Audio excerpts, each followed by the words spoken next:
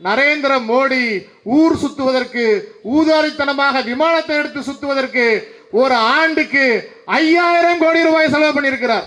ஒவ்வொரு நாளும் திட்டம் போட்டு வஞ்சகம் பண்ணிட்டு இருக்கக்கூடிய நரேந்திர மோடி கூட்டத்தை ஓட ஓட விரட்டி அடிக்கக்கூடிய ஒரே கூட்டம் தந்தை பெரியார், பேரறிஞர் அண்ணாவை கொள்கை தலைவர்களாக ஏற்றுக்கொண்டவர்கள் நாங்கள் விரட்டி அடிப்போம். இந்த நாட்டில் IAS IPS ஆகலாம், பிரதமர் ஆகலாம், முதலமைச்சர் ஆகலாம், குடியரசுத் தலைவர் ஆகலாம். ஆனால் இந்த நாட்டில் ஒரு தாழ்த்தப்பட்ட, ஒடுக்கப்பட்ட, பிற்படுத்தப்பட்ட சமூகத்தை சார்ந்த ஒருத்தனால அவன் விரும்பிய கோவிலுக்குள் சென்று அவன் விரும்பிய கடவுளை தொட்டு வணங்க முடியாத ஒரு சூழல் இருக்குது. அது என்னுடைய நெஞ்சில் தைத்த முள் என்று சொன்னார் தந்தை பெரியார். எப்படி சனாதனத்தை, மூட்டை பூச்சிகளை ஒழிப்பது போல ஒழிப்போம் என்று தமிழ்நாட்டினுடைய துணை முதலமைச்சராக இருக்கக்கூடிய அண்ணன் உதயநிதி ஸ்டாலின் அவர்கள் சொன்னாரோ, அதே வழியில் இந்த மதவாத, ஜாதியவாத, பிற்போக்கு சக்திகளை அதிமுக கூட்டத்தை ஓட ஓட விரட்டி அடிப்போம். பில்கிஸ் பானு என்கின்ற இந்த பெண்ணை கையில் இருந்த குழந்தையை தூக்கி பாறையில போட்டு அந்த குழந்தையினுடைய மண்டையை உடைத்து கொலை செய்து 6 மாதம் நிறைவாத கர்ப்பிணியாக இருந்த அந்த பில்கிஸ் பானுவை அவர் பாலியல் வன்புணர்வு செய்து அந்த குழந்தையை கொன்று அதற்கு தண்டனையான அந்த குற்றவாளிகளை விடுதலை செய்தது யார் அப்படின்னா நரேந்திர மோடி தலைமையிலான பாஜக அரசு. குஜராத்தில் அக்லக்குங்கிற ஒரு இஸ்லாமியனுடைய வீட்டினுடைய குழம்பு சட்டிக்குள்ளார கைவிட்ட மாட்டுக்கறி தான் வச்சிருந்தான்னு சொல்லி அவனை அடித்து கொன்ற கொலையாளிகளுக்கு வெளியில எடுத்து அவர்களுக்கு ஒன்றிய அரசு பணியை வழங்கி இருக்கிறது பாஜகவினுடைய மோடி தலைமையிலான அரசு.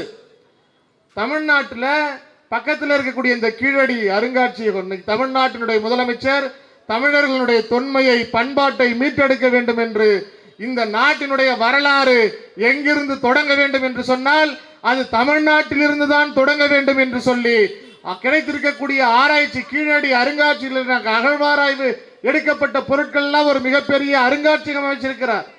பொருணை அருங்காட்சியகம் அமைச்சிருக்கிறார். நதி நாகரிகம், உலகினுடைய முதல் மாந்தர் தோன்றிய இடம் தமிழ்நாடு. கீழடிங்கிற அறிவியல் கண்டுபிடிப்பின் வாயிலாக இன்றைக்கு கண்டுபிடிச்சிருக்கோம். அப்படி கீழடியில் கிடைக்கக்கூடிய ஒரு பொருள் 5000 ஆண்டுகளுக்கு முன்பாக, 7000 ஆண்டுகளுக்கு முன்பாக கிடைத்த பொருள்னு சொல்றாங்க. அதனுடைய வயதை கணக்கிடுவதற்கு ஒரு பொருளுக்கு வெறும் 10 லட்சம் ரூபாய். 10 பொருட்களை தேர்வு செய்து தமிழ்நாடு அரசு, மோடி அரசுக்கு அனுப்புது. இந்த 10 பொருட்களினுடைய வயதை கணக்கிட்டு சொல்லணும். தமிழ்நாடு மிக தொன்மையான மக்கள், உலகின் மூத்த குடி தோன்றிய இடம் தமிழ்நாடுன்னு சொல்றாங்க. இந்த ஆண்டை, வயதை அகழ்வு செய்து கண்டுபிடிக்கப்பட்ட பொருட்களினுடைய வயது என்னன்னு கண்டுபிடிச்சு சொல்லுங்க. அந்த டெஸ்டுக்கு பெயர் கார்பன் டெஸ்ட். அமெரிக்கால தான் எடுக்கிறாங்க. ஒரு பொருளுக்கு 10 லட்சம் ரூபாய். 10 பொருட்களை தமிழ்நாடு அரசு அனுப்புது. மோடி சொல்றாரு, ஐயோ 10 பொருளா, 1 கோடி ரூபாய் செலவாகுமா? அவ்வளோ காசு எங்ககிட்ட இல்லையே. திருப்பி அனுப்பிடுது. 5 பொருட்களுக்கு மட்டும்தான் அதனுடைய டெஸ்டுக்கு எடுத்துக்கிறாங்க. 5 பொருட்களை திருப்பி அனுப்புது.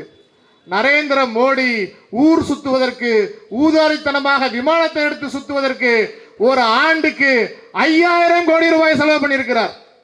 குஜராத்திலையும் உத்தரப்பிரதேசத்திலையும் ராமாயணம் அருங்காட்சியகம் கட்டுறதுக்கு 2000 கோடி ரூபாய் செலவு பண்ணியிருக்கிறார். சரஸ்வதி நாகரிகம்னு ஒரு நாகரிகம், அது எங்க இருக்குதுன்னா மோடியோட அம்மா கதையில சொன்னாங்களாம். அவங்களுடைய புராண கதைகள்ல இருக்கு.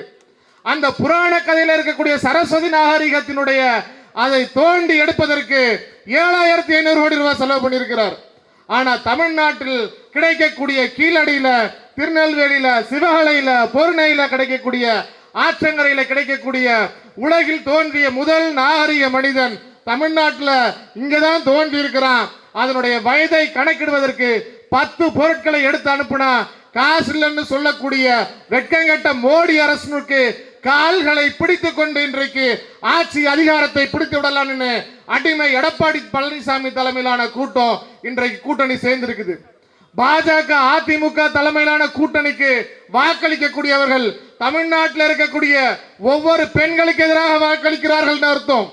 பாஜக, அதிமுகவிற்கு ஆதரிக்கக்கூடியவர்கள் தமிழ்நாட்டில் இருக்கக்கூடிய ஏழை, எளிய, நடுத்தர மக்களுக்கு எதிராக வாக்களிக்கிறார்கள் அர்த்தம். தமிழ்நாட்டில் இருக்கக்கூடிய பாஜக, அதிமுக கூட்டத்தை ஆதரிக்கிறவர்கள் தமிழ்நாட்டில் மத கலவரம் ஏற்பட்டு ரத்த ஆறு ஓடணும்னு விரும்புபவர்கள் தான் பாஜக, அதிமுக, எடப்பாடி பழனிசாமி கூட்டத்தை ஆதரிப்பவர்கள் என்று அர்த்தம். தமிழ்நாட்டு குழந்தைகள் பள்ளிக்கூடத்தில் படிக்கக்கூடாது, தமிழ்நாட்டு இளைஞர்கள் கல்லூரிகளுக்கு போகக்கூடாது, அதையும் தாண்டி இங்க இருக்கக்கூடியவர்களுக்கு வேலை வாய்ப்பு செய்துவிடக்கூடாது என்று எல்லா வகையிலும் பள்ளிக்கூடங்களுக்கு கொடுக்கக்கூடிய நிதி, கல்லூரிகளுக்கு கொடுக்கக்கூடிய நிதி, தமிழ்நாட்டிற்கு கொடுக்கக்கூடிய சிறப்பு நிதி, தமிழ்நாட்டினுடைய வளர்ச்சியை தடுத்து நிறுத்த வேண்டும்னு ஒவ்வொரு நாளும் திட்டம் போட்டு வஞ்சகம் பண்ணிட்டு இருக்கக்கூடிய நரேந்திர மோடி கூட்டத்தை ஓட ஓட விரட்டி அடிக்கக்கூடிய ஒரே கூட்டம் தந்தை பெரியார், பேரறிஞர் அண்ணாவை கொள்கை தலைவர்களாக ஏற்றுக்கொண்டவர்கள் நாங்கள் விரட்டி அடிப்போம். இன்னைக்கு எங்க தலைவர்களே எடுத்துக்கிட்டு, அதாவது நம்ம கூட்டத்திலே நமக்கு வந்த இந்த மரத்துல கிளையை வெட்டி அதுலயே ஒரு கோடாரி செய்யற மாதிரி இங்க இருந்தே ஒருத்தனை தேடி கண்டுபிடிச்சான். கவர்ச்சி அரசியல் பண்ணலாம் அப்படின்னு சொல்லிட்டு இன்னைக்கு போலியாக அவங்களுக்கும் கொள்கை தலைவர்கள் 5 பேர் வச்சுட்டான். பெரியார், அண்ணா, காமராஜர், அம்பேத்கர். அவன் கூட்டத்தில் இருக்கிறவனை கூப்பிட்டு பின்னாடி 5 தலைவர்கள் இருக்கிறாங்க, உங்களுடைய கொள்கை தலைவர்கள்லாம் யார் அப்படின்னா அதெல்லாம் வெளியில சொல்லக்கூடாது. ஏன் சொல்லக்கூடாதா? தெரியாது அவனுக்கு, சொல்லக்கூடாது, எங்களுக்கு எல்லாமே அவரு தாங்க அப்படிங்கிறான். 41 பேர் இறந்து போயிட்டாங்க. சாதாரணமா ரோட்ல நடந்து போறங்க, இந்த கடையை வச்சுட்டு இத்தனை பேர் வியாபாரம் பண்ணிட்டு இருக்கிறீங்க, ரோட்ல போறான், ஒரு சைக்கிள்ல போறான், விழுந்துடுறான், பதறி அடிச்சுட்டு வியாபாரத்தை விட்டுட்டு காசை வாங்கி கல்லால போறதை கூட விட்டுட்டு ஐயோ அங்க ஒருத்தன் அடிபட்டுட்டானே போய் என்னன்னு பார்க்கணுட்டு மனசு பதவதைக்காதா? 41 பேர் வந்திருக்கான், 41 பேர் செத்து போயிட்டான். இவனை 41 பேர் செத்து போயிட்டாங்கன்னா எதா இருந்தாலும் பாடி எடுத்துட்டு பனையூருக்கு வாங்கன்னு இவன் ஓடிட்டான். சரி, நாட்டு மக்களுடைய பிரச்சனைக்கு தான் பேசல, இவன் படத்துக்கு ஒரு பிரச்சனை, அதுக்காவது பேசுவானான்னு பார்த்தா கூட இருக்கிறவன் எல்லாம் பேசுறானுங்க, இந்த ஆளு எதுவுமே பேசல. ஆனா கொள்கை தலைவர்கள் யாரு? பெரியார், அண்ணா, காமராஜர், அம்பேத்கர்லாம் வச்சுக்கிறாங்க. வேற ஏதாவது பெரியார் பத்தி, அண்ணா பத்தி, அம்பேத்கர் பத்தி நீ ஏதாவது பேசிருப்பியா? யூஜிசில உயர்கல்வி நிறுவனங்கள்ல பயிலக்கூடிய தாழ்த்தப்பட்ட, ஒடுக்கப்பட்ட, பிற்படுத்தப்பட்ட சமூகத்தை சார்ந்த இளைஞர்கள் தூக்கிட்டு தற்கொலை செய்வதற்கு தூண்டப்பட்டு அதிகமான உயிரிழப்புகள் நடைபெறுகிறது. சமத்துவ விதிகளை ஏற்படுத்தணும்னு யூஜிசி சொல்லி இருக்குது. அதற்கு எதிராக உச்சநீதிமன்றம் வரைக்கும் போய் பாஜக அரசு இன்னைக்கு தடை வாங்கி இருக்குது. அதை குறித்து ஏதாவது பேசியிருக்கிறாரா? இல்ல தமிழ்நாட்டுக்கு வர வேண்டிய நிதியை தர மறுக்குது உங்களுடைய கொள்கை எதிரி, அது குறித்து ஏதாவது பேசியிருப்பாரா? தமிழ்நாட்டில் இருக்கக்கூடிய இளைஞர்களுக்கு யூபிஎஸ்சி தேர்வுகள்ல, எஸ்எஸ்சி தேர்வுகள்ல வாய்ப்புகள் மறுக்கப்படுது, அது குறித்து ஏதாவது பேசியிருக்கிறாங்களா? இவர்கள் திமுகவை வில்லனைஸ் பண்ணி இந்த நாட்டு மக்களுக்கு எதிராக திருப்பி இந்த நாட்டில் பாஜக ஆர்எஸ்எஸ் கூட்டம் தமிழ்நாட்டில் ஆட்சியை பிடித்தரலான்னு சீமான் போன்ற, விஜய் போன்ற இன்னும் பல அடிமைகளை தயார் செய்து கொண்டு இந்த மக்களை வீழ்த்திடலான்னு எவ்வளவு கங்கணம் கட்டி கொண்டு தெரிந்தாலும் திராவிட முன்னேற்ற கழகம் ஒருபொழுதும் இந்த மக்களை, இந்த மண்ணை விட்டுக் கொடுக்காது. தமிழ்நாடு தலைகுனியாது என்கின்ற முழக்கத்தோடு தமிழ்நாடு முழுவதும் இருக்கக்கூடிய அத்தனை கிராமங்களுக்கும் தமிழ்நாட்டினுடைய முதலமைச்சர் செஞ்சிருக்கிறார். ஒரு சாதாரண ரோட்ல போகும் பொழுது ஒரு சின்ன பையன் காரை நிறுத்தி முதலமைச்சர்கிட்ட பேசணும்னா கூட இன்னைக்கு தமிழ்நாட்டில் அது மிக சாத்தியம். ஆந்திராவில இருந்து ஒரு மாணவர், நீட் தேர்வுக்கு எதிராக போராடி கொண்டிருக்கக்கூடிய மாணவர், தமிழ்நாட்டு முதலமைச்சருடைய கார் சட்டப்பேரவையில் இருந்து அவருடைய வீடு நோக்கி போயிட்டு இருக்கும் பொழுது அவருடைய வீட்டு அருகையில உங்ககிட்ட பேசணுங்கிற ஒரு பேப்பர்ல எழுதி பிடிச்சிட்டு இருக்கான். முதலமைச்சருடைய வாகனம் நிக்குது. அந்த மாணவன்கிட்ட முதலமைச்சர் என்னன்னு கேட்கிறாரு, எப்படி நீங்க தமிழ்நாட்டில இருந்து நீட் தேர்வுக்கு எதிராக போராடுறீங்களோ அதே போல ஆந்திராவிலும் நீட் தேர்வுக்கு எதிராக போராடணும், அதற்காக நீங்க எங்களுக்கு உதவி செய்யணும்னு சொல்லி அந்த ஆந்திராவை சார்ந்த மாணவன் கேட்கிறான். அப்படி சாதாரண சாமானிய மக்கள் எளிமையாக அணுகக்கூடிய ஒரு முதலமைச்சராக தமிழ்நாட்டினுடைய முதலமைச்சர் இருக்கிறார்.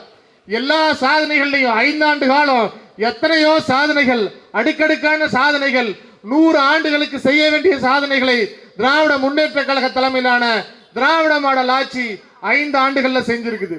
ஆனா எல்லா சாதனைகளுக்கும் மணிமகுடம் வைக்கிற போல ஒரு தங்க கிரீடத்துல வைரத்தை பதித்தால் அது எவ்வளவு விலை மதிப்பற்றதோ அது போல ஒரு மிகப்பெரிய சாதனையை தமிழ்நாட்டினுடைய முதலமைச்சர் செஞ்சிருக்கிறார். ராஜஸ்தான்லயும் மத்திய பிரதேசத்திலேயோ நடக்கக்கூடிய பிற்படுத்தப்பட்ட சமூகத்தை சார்ந்த தலைவர்கள் நடத்தக்கூடிய போராட்டங்கள்ல அந்த சாதனையை பற்றி தான் பேசுறாங்க. என்ன சாதனை தெரியுமா?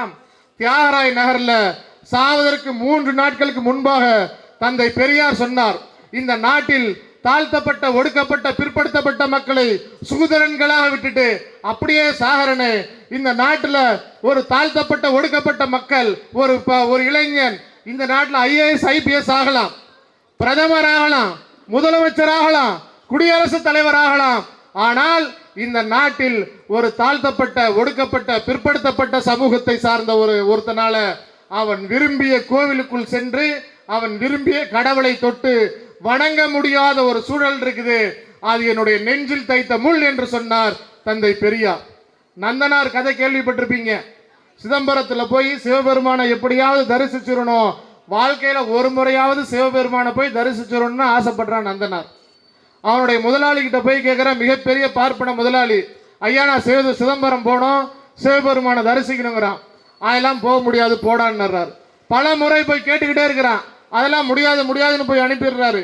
ஒரு நாள் இதுக்கப்புறம் முடியவே முடியாது, என் சீட்டை கிழிச்சாலும் பரவாயில்ல, நான் சிதம்பரம் போனோம், சிவபெருமானை தரிசிக்கணுங்கிறார்.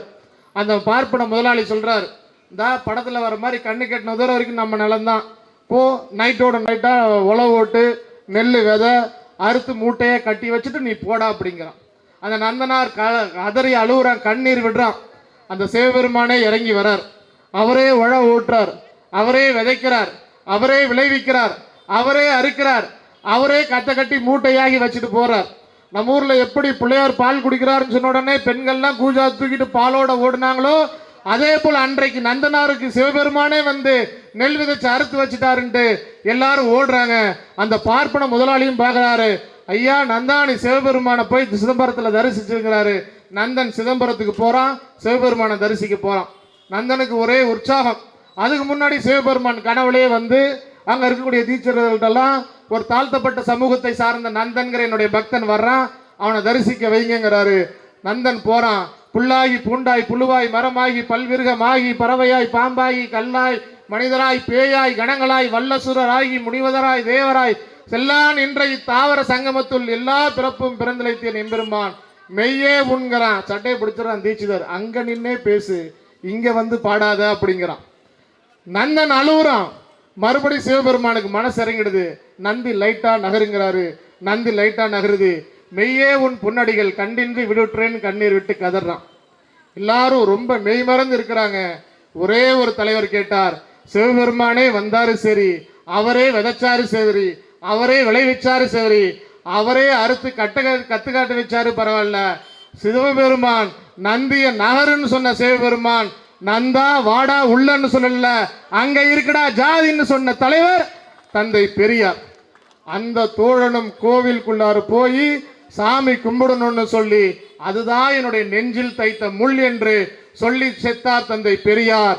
2500 ஆண்டு காலம் அடிமைத்தனமாக தமிழர்களை இழிவாக ஜாதியில் பிணைக்கப்பட்டிருந்த இந்த சமூகத்தை அனைத்து ஜாதியினரும் அர்ச்சகராகலாம் என்கின்ற இந்த சட்டத்தை போட்டு தாழ்த்தப்பட்ட ஒடுக்கப்பட்ட பிற்படுத்தப்பட்ட சமூகத்தை சார்ந்தவனும் அவன் விரும்பிய கோவிலுக்குள்ளார போய் அந்த கடவுளை தொட்டு வணங்கி பூஜை பண்ணி இன்றைக்கு பெண்களையும் ஓதுவார்களாக ஆக்கி 2000 ஆண்டுகால அடிமைத்தனத்தை சட்டத்தின் மூலமாக சாதித்து காட்டிய ஒரே தலைவர் இந்தியாவில் முத்துவேல் கருணாநிதி ஸ்டாலின் என்கின்ற அந்த மகத்தான தலைவருடைய ஆட்சி இன்னும் 2000 ஆண்டு காலம் தொடர வேண்டும்.